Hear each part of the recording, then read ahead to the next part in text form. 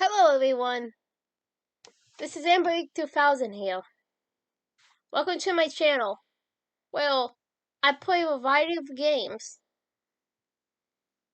and do narrations for fanfics. I'm really hoping you enjoy my content. If you do, make sure to comment below, leave a like, and subscribe with the notifications on.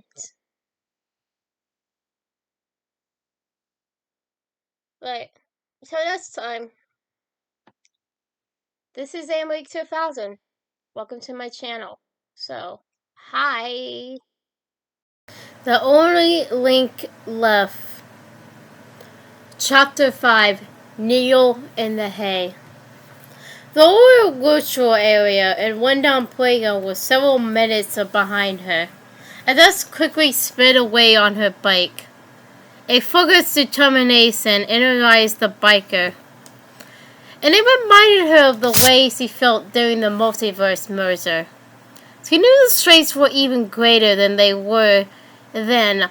All of the versions of Max and Chloe that she saved now existed as one inside of each of her moms. It was improvable that they were safe in this prime reality. Her mind was honed in, but she was still trying to decipher everything that had happened with the washer. Like a song playing on loop, wasteful words repeatedly echoed through Jess's head. This scenario can play out a countless number of ways, but not a single one ends happy if you go home. Trust me when I say you need to stay away. They have their own abilities and can manage by themselves. I hope. Despite the straightforward, matter-of-fact look in her eyes, Rachel seemed worried with the hope part, and it bothered the time travel and mystery. No watcher can see beyond what they can't understand, and I do not understand where they have to go. They totally disappear from any space I can see. She wondered where they could possibly go that Rachel wouldn't be able to find them. She also thought the no washer comment was a bit strange. You must come to my realm. There's so much you don't know about time, universes, and realities.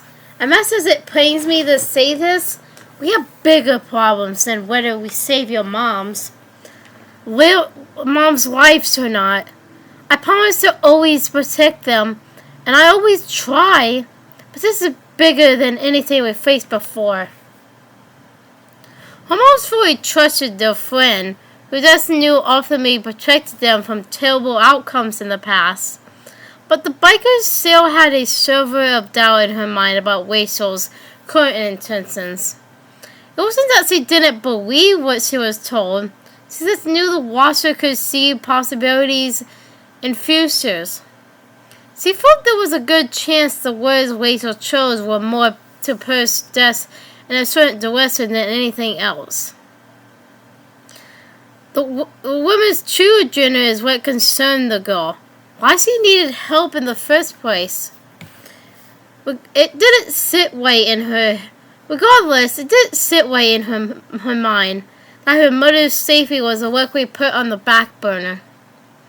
It was unnerving to the 21-year-old that they no longer took preference to Rachel. It occurred to the young adult that it was time to make a decision. Go home where she assumed her parents were in danger and attempt to save them, or listen to Rachel's warning and avoid the area altogether. She wasn't certain about her next steps, but she was going to do what she'd always done. Use the information provided and carve her own damn path. The street where she lived came into view, so Jess slowed her speed, rounded the corner, and first spotted their mailbox. Looking towards the driveway, she noticed an idling black car she didn't recognize in front of their closed garage door. Her heart dropped and her palms felt clammy. Realizing the gravity of the situation, remembering Rachel's words, she began to feel the worst. She saved her parents countless numbers of times, and maybe she could do it again, if necessary. Out of the corner of her eyes, just on the fringes of her peripherals, she noticed something odd. She could completely stop her bike 2 doors down from her house in hopes of confirming what she just witnessed. Because nighttime was setting in, a clear, unhindered view was nearly impossible. She shifted and tried to center her senses on what she saw, desperately hoping to see it again. She cut her eyes left, then right, then allowed them to drift out of focus. The moment she unfocused, transforming the objects in her line of sight to a blur, it seemed to uncoat itself with a grin. Like the outside of soapy layer of bubble, like a bubble, it was there, merely a shimmer at first. Once locked in with an understanding of how to perceive what she was observing, the picture became unsettlingly clear, surrounding the house and forming an almost invisible field of distortion.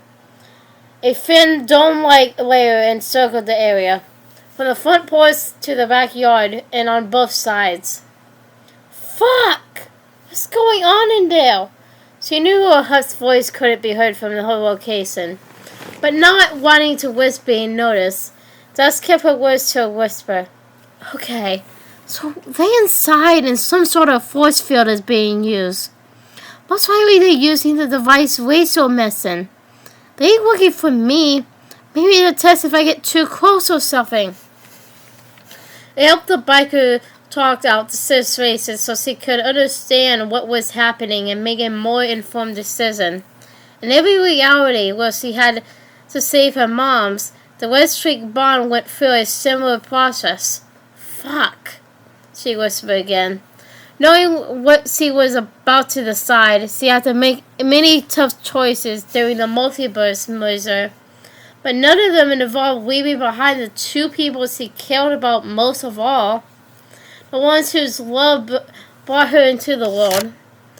Back then, all of her decisions involved figuring out ways to save them. Now, she was going to drive away knowing bad days were on the horizon. All of a sudden, her phone vibrated, causing her to go to Mars directly jump in surprise. She stuck her hand inside her leather jacket and received the item. The ID on the screen read, Mom Chloe. When she was first given a cell phone years ago, she listed both her moms and her contacts as only Mom. She quickly realized she would need another sister to differentiate between the two so she could easily tell them apart. Having been in many close call situations, Dust had a sense for knowing when it was a good time to leave. She made a calculated bet that she greatly hoped would pay off. She believed whoever was trying to get to her wouldn't gravely harm her moms as long as they didn't know her whereabouts. Allowing the phone call to ring out and go to voicemail, the biker chucked her cell phone away and hit the road, leaving her home and family behind as she departed.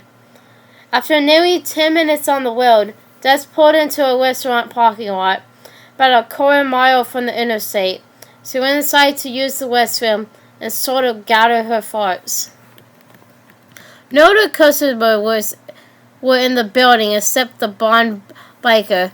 The restaurant staff were cleaning and preparing the clothes for a meeting, wiping windows, scrapping floors, and taking dishes back to the kitchen for washing. After the restroom, she stepped to the corner and ordered a water, taking the beverage back to the furthest corner booth, away from anyone's earshot. She placed her phone on the table and searched for her contacts. She got to her mom's names. She stared for a moment, wondering how they were faring back home. She wasn't planning on annoying them forever. Rachel said she had information that would help them.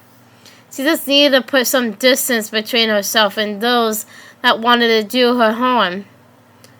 Des took a deep breath through her nose and hold it for several seconds. Reality seemed to swirl as he felt the cool trails of air channel and through her nostrils.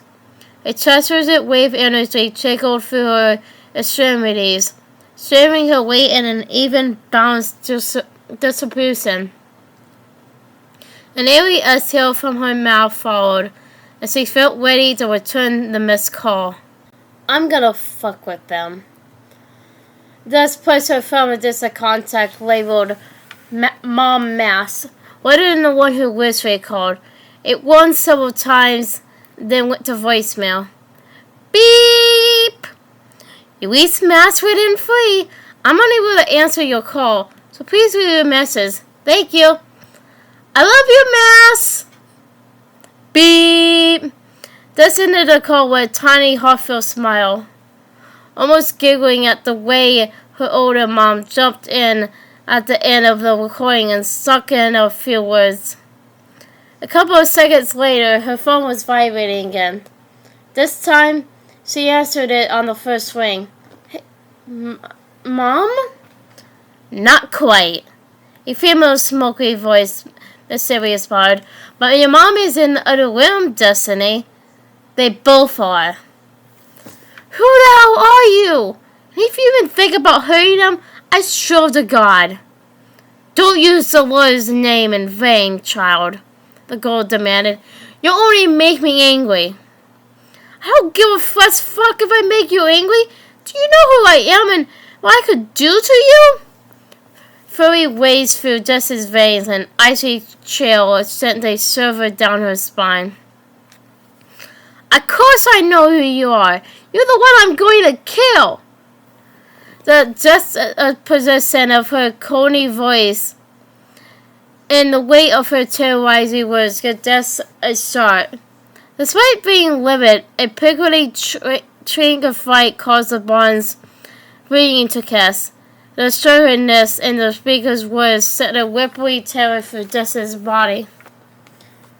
Yes, Destiny, you're an abomination. I was sent by God to destroy you. The Red Streak Bond was uncharacteristically speakless. She had previously faced adversity and danger, but something felt different this time. Thinking about the numberless universes she visited, she had a healthy fear of making mistakes and potentially losing instrumental versions of her mother's. She never directly been targeted as she was now, though her moms warned her that bad fucking things were always potentially nearby. Several seconds of silence passed. Finally, the girl on the other end of the line broke the silence. You're not a talker, are you, Destiny? That's to you. She could feel her face warming and her heart's pace beginning to quicken. Sure, Des. Though, I like your full name better, sis. It's my destiny to stop you before you compel the prophecy. Oh, and you asked my name? It's Esther. Not that it mattered to you once you're dead. Prophecy? The Bond wondered, a griffiness brewing from within her heart. What the hell do you think I'm gonna do, Esther? When she said the girl's name, a mockery nostril infection came out. You can somehow just pull yourself through time. That's unnatural, Des. Even without the instant test predicting that you will bring death to the world, it's putting the Sorry. Sorry about that. I couldn't control it. No. Even without the instant test predicting that you'll bring the death to the world, it's plain to see you are evil. Curse obviously. My father's work led him to your location years ago, but he was unable to finish his duties. So, now it's my turn. And before today, I didn't know your moms were filthy abominations too. Good thing my device possessed them from time traveling as well. They hopeless, Des. Don't you fucking touch them! But Des, you have a choice. You could come meet me right now. I promise to let them go safely. Sacrifice yourself for them. There's no need to. Des cut her off, not allowing Esther to finish her thought. You're not really bright, are you? You really threatening me and my family? Lily, all I have to do is go back and take you out before tonight. It would actually be easy as it. She recalled Rachel's wording, but figured the girl on the phone couldn't know what she knew. Esther chuckled in response. Des, if you were going to do that, you would have already done it and not waste your time chit-chatting with me. We're in this moment right now because you can't or you won't. Either way, I have the upper hand. Your moms are here, and if you don't return to your house, I will kill them. Oh, please. The time traveler shrugged. She took another deep breath to slow the situation down and clear the emotions from your head. Are you really willing to risk your dad's legacy and your own life this way? That's dumb as fuck. She smirked to herself. Destiny! Esther bowed into the phone, causing Des to move it back from her ear, with a brief grimace on her face. Don't you dare talk about my dad! You filthy mistake! You're an abomination! Before the dog could finish, Des spoke in. Abominable snowman? Like, fucking Bubble from that one Christmas movie? I'm not a goddamn snow monster. Jeez, Esther, you're kind of an idiot, aren't you? She smirked again. Esther must have put the phone down. Des could hear a childish stream in the background while Esther was throwing a temper tantrum. There was some sort of a shuffle, and several voices could be heard arguing, none of which were Max or Chloe. After the commotion died down, nearly a minute later, the girl returned. Be here within the hour, I kill one of your mothers. I think I saw it with the tall one. She still has a filthy mouth on her. I don't usually feel this way, but I genuinely enjoy watching the light flash fade from her filthy blue eyes.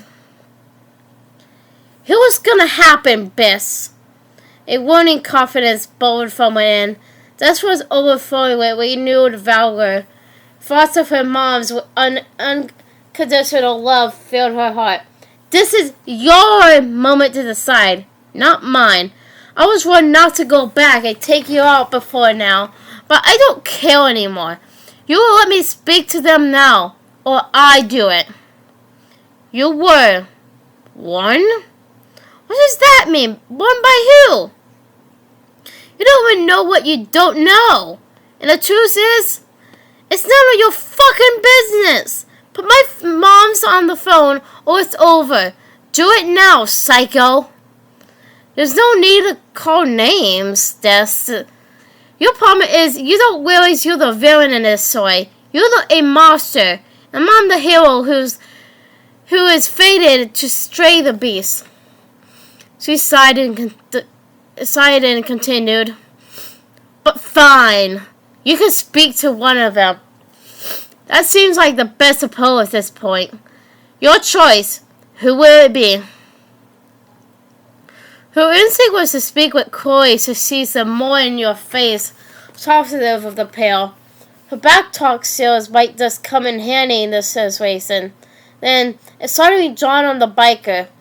This was a predicted moment by Rachel. You will immediately receive a phone call from your moms. As it stands right now, in 50% of those conversations, you'll give them information that will help save their lives. Remember your travels when you were restoring the multiverse. Something they've forgotten and tucked away will save them. But quickly mask. Put mask on. I choose her. A swift sound followed by the unmistakable creaking of her parents' bedroom door opening could be heard. She asked them to put WD-40 on the hinges for years, but was now grateful that they hadn't so she could visualize where her mom was being held. Des? Is that you?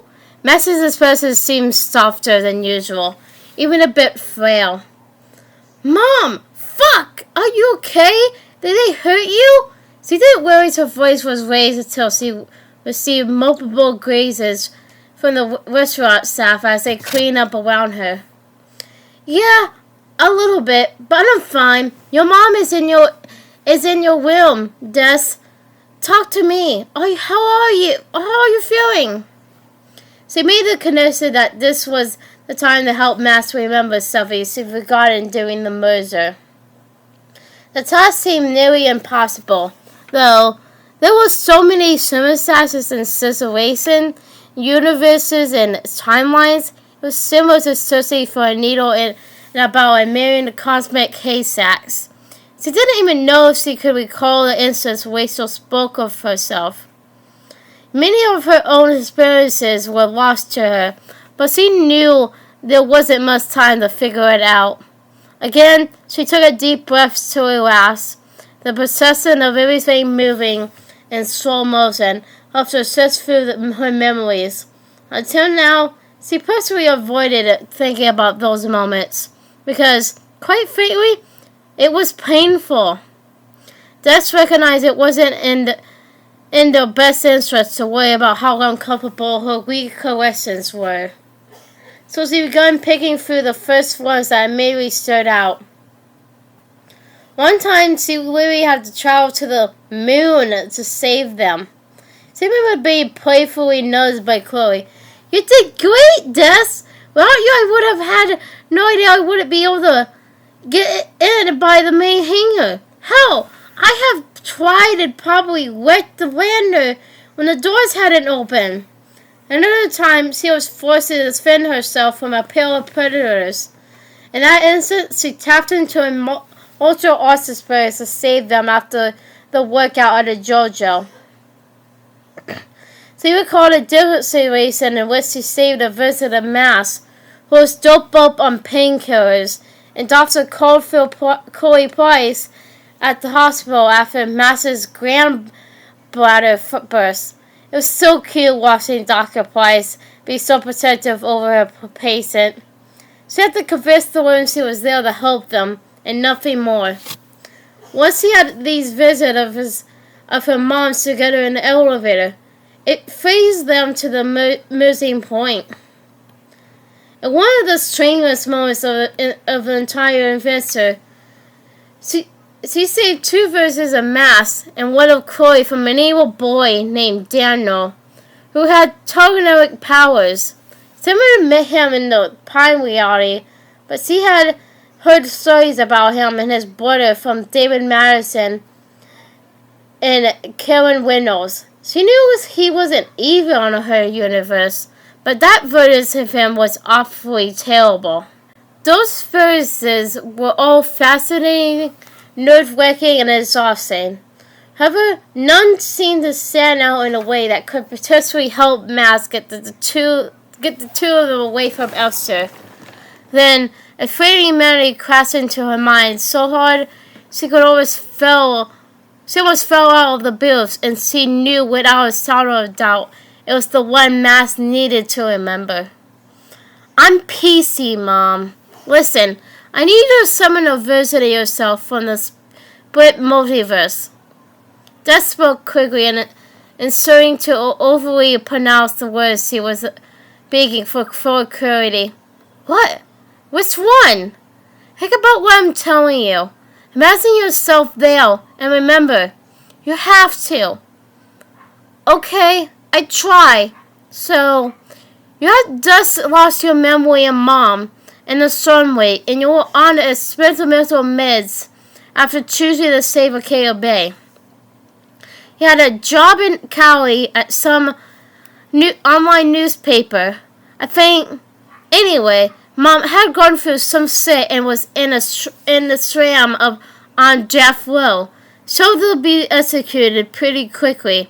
I found you on her execution day, watching her final moments from the prison's witness area. I was going to save you like normal, But I remembered I already seen this version of you at the Mercer gathering point. Since I knew you would be fine, all you needed was some words of motivation. I briefly spoke to you, then left. It was real as fuck because it was the only instance where your power had morphed into less of a wing line and more of a wormhole thingy. You saved Mom, then saved yourself. And all I did was provide encouragement. Wowzer, I did all that? And Corey was in prison? That sounds awful. Yeah, it seems pretty bad, but you overcame that set like you always do. Point is, you need to remember, somewhere inside of you, you could create wormholes. Now that I think about it, her fucking device might not detect your power that way. You gotta remember. Time's up, Des. Come to your house and let's meet in person. If you're not here within the hour, I kill her. And just so you know how serious I am, Des heard a flashy thump ice trail from her mom, then the sounds of her body crumbling to the hardwood floor. Her mouth reactively gaped open in shock as an awoke clicking from the phone indicated the conversation had been ended. Fuck! Mom! Hi everyone. This is Emily 2000 again. Well, I hope you enjoyed the video. Because, I really did enjoy making it. But, so I hope you enjoyed it. Comment, like, and subscribe with the notifications on down below. Till next time, bye!